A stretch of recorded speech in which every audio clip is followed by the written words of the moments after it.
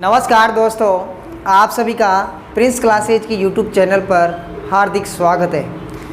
और आज मैं आपके लिए क्वेश्चन सीरीज़ इम्पोर्टेंट जो क्वेश्चन है आपके उसको लेकर आया हूँ। जो आपकी गोल्डन रेज बुक्स है उससे संबंधित जितने भी आपके 2021 बोर्ड एग्ज़ाम से रिलेटेड जो भी सिलेबस में लेसन दिए हुए हैं उनसे संबंधित जो इम्पोर्टेंट क्वेश्चन बनते हैं उनकी क्लास उनकी सीरीज मैं लेकर आया हूँ। और इससे पहले भी आपने देखा होगा और समय न मिल पाने के कारण और ये क्लास 2-3 दिन बंद रही, लेकिन मैं फिर से आपके लिए लेकर आया हूँ। तो आपको इस क्लास को ध्यान से देखना है और लाइक और शेयर ज़रूर करना है ताकि सभी बच्चे इसको देख सके, सभी इसका फ़ायदा ले सके और परीक्षा में अच्छे अंक प्राप्त कर सके। तो आपको कोई डाउट हो तो आप कमेंट बॉक्स में कमेंट कर सकते हो, पूछ सकते हो। और आपको जितने भी सवाल बताए जाएंगे वो वेरी इंपॉर्टेंट है और इसको ध्यान से देखना ज़रूरी है। और किस प्रकार से आपको एग्ज़ाम में सवालों को हल करना है कि सर कोई बच्चे सोचते हैं कि सर ये तो हमें आता ही नहीं है, कैसे होगा कैसे नहीं होगा।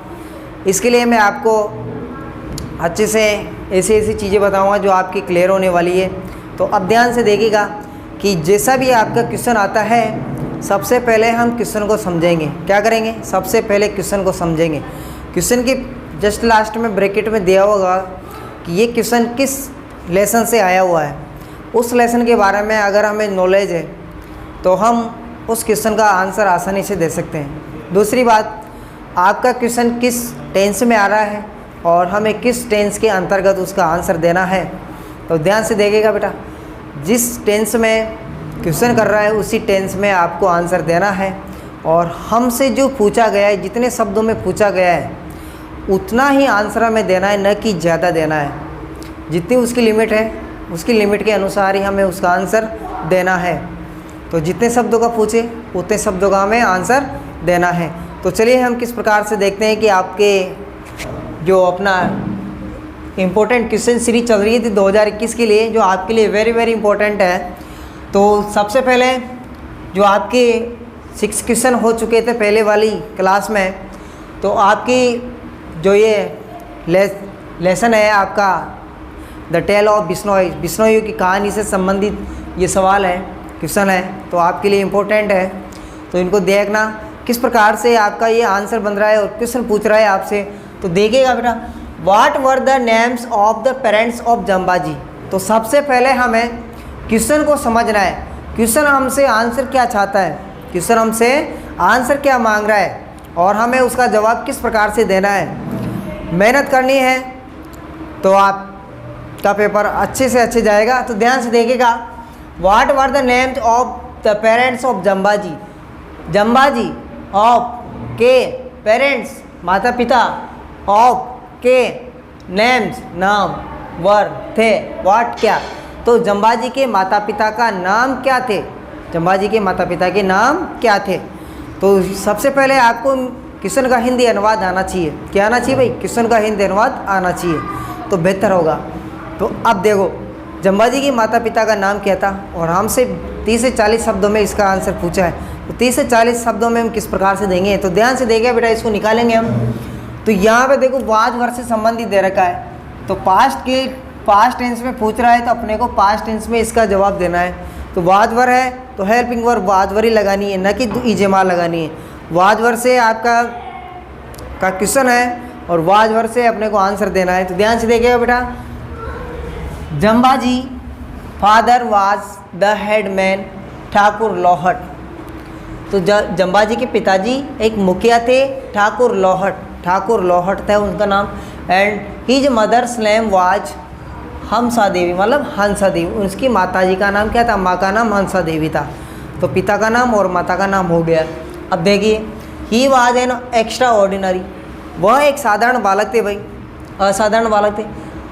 He was born in the village Pipasar of Marwar in the rain of Rao Jodha जी। राव जोधा जी के शासनकाल में जो पीपासर गांव था उन गांव में उनका जन्म हुआ था। तो ये था आपके फर्स्ट क्वेश्चन का आंसर। तो वेरी इंपॉर्टेंट है आपकी एग्ज़ाम की दृष्टि से, तो इसका पढ़ना ना भूलें। तो ध्यान से देखिएगा अगला सवाल, what were the 2 major commandment of जम्बाजीज message. तो जम्बाजी के जो संदेश है, जम्बाजी के जो मैसेज है, उनमें जो मुख्य ईश्वरीय जो सिद्धांत थे, उपदेश थे, वो क्या थे? क्या थे भाई? उपदेश थे, वो क्या थे? ये आपसे पूछ रहा है। क्या पूछ रहा है भाई? उपदेश पूछ रहा है, आदेश पूछ रहा है कि जम्बाजी के संदेश के 2 मुख्य ईश्वरीय आदेश क्या थे, उपदेश क्या थे। तो देखिएगा, यहाँ से निकालेंगे हम। जम्बाजीज मैसेज इंक्लूडेड 29 बेसिक टेनेंट्स। तो ये देखिएगा, आपके सामने है, इम्पोर्टेंट सवाल है कि जो जम्बाजी के 29 आधारभूत सिद्धांत थे, जम्बाजी के जो संदेश थे, उनमें 29 मुख्य सिद्धांत शामिल थे। हीज 2 मेजर कमांडमेंट, उनके 2 मुख्य उपदेश कौन से थे भाई? ए prohibition against the cutting down of any green tree, कोई भी हरे पेड़ को काटना, कोई भी हरे पेड़ को काटने के ऊपर उनका प्रतिबंध था। पहला कि कोई भी हरे पेड़ नहीं काटेगा, पहला उपदेश था।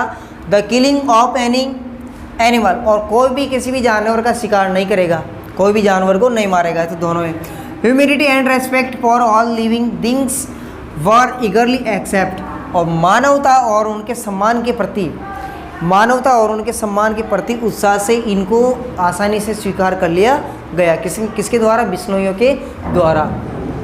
नेक्स्ट सवाल है, why were बिश्नोइज called by this name, बिश्नोइयों को इस नाम से क्यों जाना जाता है? बिश्नोइयों को इस नाम से क्यों जाना जाता है? अब किससे स्टार्ट हो रहा है बेटा? वाई से स्टार्ट हो रहा है, तो बिकॉज जोड़ेंगे। क्या जोड़ेंगे? बिकॉज जोड़ेंगे। तो देखिएगा, the बिश्नोइज were called by this name, बिश्नोइयों को इस नाम से पुकारा जाता था क्योंकि दे अडेड टू जम्बाजी 29 प्रिसेप्ट्स, क्योंकि उन्होंने जम्बाजी के जो 29 सिद्धांत थे उनका पालन किया था। तो उनमें चिपके हुए थे, मतलब उनका पालन करते थे वो। बिश्नोइज मीन 29, बिश्नोई का मतलब है 29, बिश्नोई का मतलब है 29ers, बिश्नोई। 20 का अर्थ है भाई, 20 मीन्स 20 एंड नॉइज़ का अर्थ होता है 9। तो आप ध्यान से समझ सकते हो कि बिश्नोइयों को 29ers कहा जाता है। तो अब चलते हैं अगले सवाल के ऊपर कि कौन सा आने वाला है। तो अब चलते हैं अगले नेशन के ऊपर। तो अगला जो क्वेश्चन कौन सा होगा, तो ध्यान से देखिएगा बेटा इसको।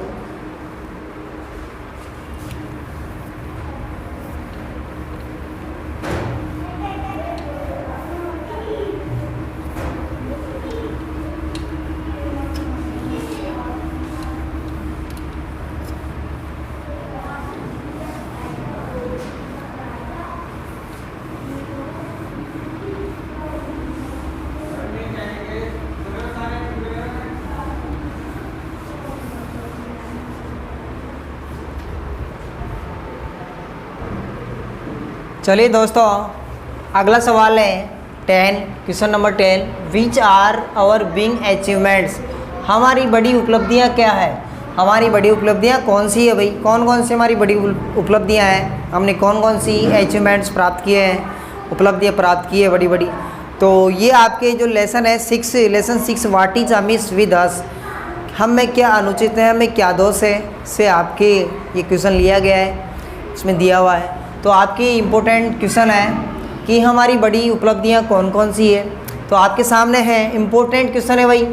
द बाखरा नांगल बांध डैम्स, बाखरा नांगल बांध, Bhilai, Rourkela, Durgapur steel plants, Tarapur nuclear reactor, परमाणु संयंत्र are some of the big achievement, सभी क्या है हमारी बड़ी उपलब्धियां हैं। नाउअडेज आजकल we have sent a lunar, हमने चंद्र को भी भेजा है, चंद्रमा पर भी भेजा है, and Mars, Mangal mission, satellites and so on, इस प्रकार की हमारी सभी बड़ी उपलब्धियां हैं। नेक्स्ट सवाल है आपके, what are the means of noise pollution, आप ध्वनि प्रदूषण से क्या समझते हैं? ध्वनि प्रदूषण का आपका आज से क्या है? ध्वनि प्रदूषण से आप क्या समझते हो? किस किस से पैदा हो सकती है भाई ध्वनि?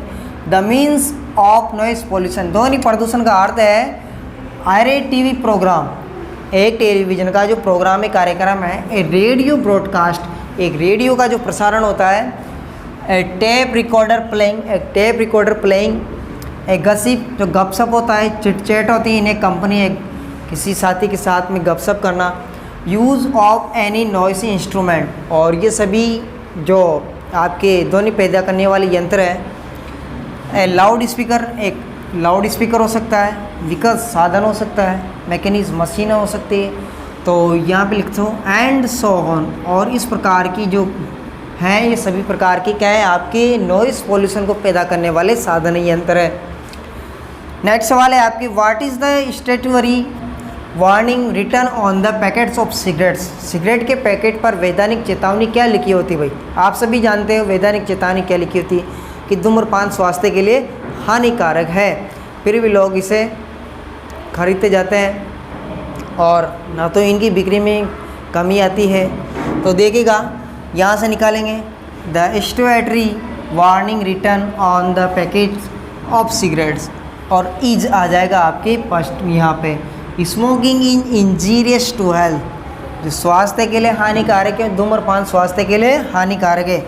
Even then there is no slums, फिर भी कोई गिरावट नहीं है इन द सेल, इनकी बिक्री में, of cigarettes and bidis, bidis और सिगरेट में कोई भी गिरावट नहीं है। तो उम्मीद करता हूँ आपको क्लास अच्छी लगी होगी। क्लास को लाइक और शेयर करना नहीं भूलना है, और इन क्वेश्चनों को आपको नोट्स बनाते हुए चलना है। और जितनी भी क्लासें आपकी हो गई है आपके एग्ज़ाम की तैयारी से संबंधित, उन सभी क्लासों को आपको ज़्यादा से ज़्यादा शेयर करना है, देखना है, उनकी लगातार मेहनत करनी है, उनके ऊपर उनको देखनी है। तो क्लास को देखने के लिए बहुत बहुत धन्यवाद। फिर मिलने वाले हैं हम अगली क्लास में। क्लास को देखने के लिए बहुत बहुत धन्यवाद।